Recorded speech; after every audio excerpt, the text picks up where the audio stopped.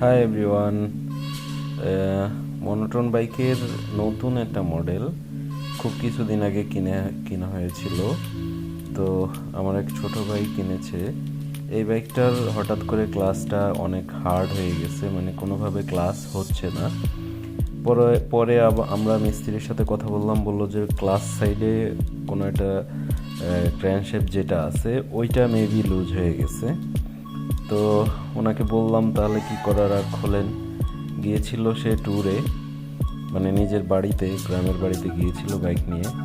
তো লোকাল ওখানকার যে মিস্ত্রি আছে ওনাদের দিয়ে আমরা কাজটা করায় নিয়েছিলাম।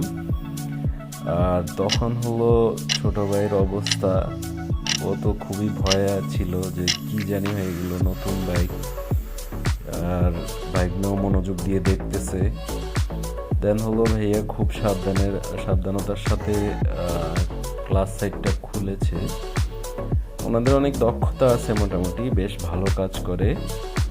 তো আস্তে ধীরে খোলার পরে উনি প্রত্যেকটা নাট স্ক্রু সবগুলা একটা ফ্রেশ জায়গায় রেখেছেন, রেখে দেন হলো খুলে ফেলছে।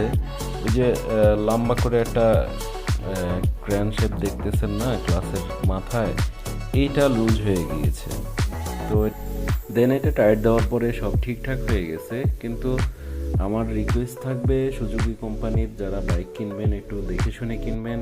আর একটা জিনিস হলো যে সুজুকি কোম্পানি এটা একটু ফলো আপ করবেন যে আপনাদের সবগুলা সেট আপ ঠিকঠাক হচ্ছে কিনা। ধন্যবাদ, ভালো থাকবেন, আল্লাহ হাফেজ।